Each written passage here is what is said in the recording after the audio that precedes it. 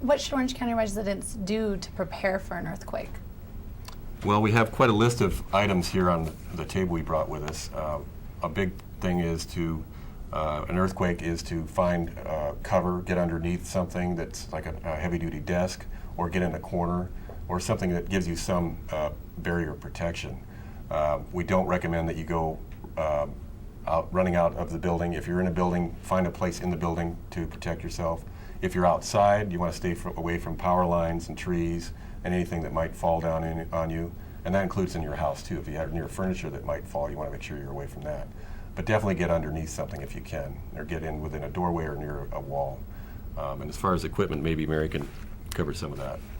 We do encourage our residents to be prepared for any emergency, to stock up on supplies. So we generally give them a list of things that are essentials, what we call essentials, things that they should have. Here obviously on the table, there's some examples of some of the supplies that people should have in their home before an earthquake strikes. Water, for example, is key. We recommend that you have a gallon of water per person per day. So if you have a home of 4 individuals, you would need 4 gallons of water per day for all those people. We also tell people to have food prepared, cans, any goods. If you have small children, take that into consideration. Have things for them, baby food, formula, diapers, baby wipes. Always a first aid kit is very helpful. Basic supplies like toilet paper, toothbrush, toothpaste, soap, trash bags. The list goes on. And we try to tell people to prepare as much as possible and do it before an earthquake hits us. And also to keep in mind, you want to make it for 72 hours. So you want 3 days worth of food and water, for instance, or your medication or an extra pair of glasses. But also, a lot of people don't realize this, there's a 20-gallon roughly water tank in your house for heating water. There's a spigot at the bottom of that tank, usually. It's like a little, like a spigot on the side of your house for your garden hose. That holds a lot of water. So that water, if you run out of water, you have that water available to you. People forget that. So you've got another 20 gallons probably still available to you that might not be working through the plumbing system, but you can still access it through that. Now, after what we saw in Louisiana, what else do you think you could fix still in the system? Well, as far as what they did that we would do differently, we do a great deal of training with this all the time. We already have a contingency emergency operations plan for the city of Santa Ana, and you can see it's about 3.5 inches thick.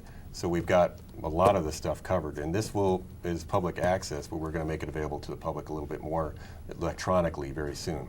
So we're still working on that right now. We're revamping it and making sure. We just had a presidential directive on Thursday of this last week to get all the plans in the country reevaluated.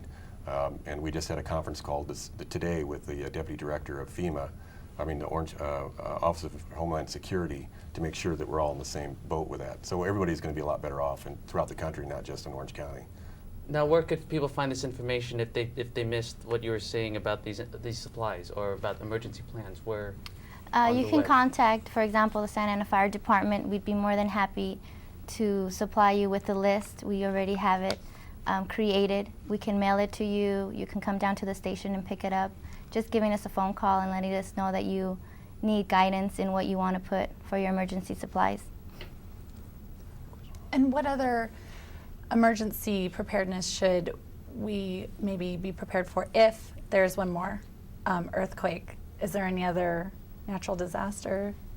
Well, we don't also recommend that if there's a large earthquake that you don't automatically think of getting in your car and starting to try and drive someplace, because the roads are going to be pretty much maybe impassable. We need to get fire equipment and rescue equipment in and out.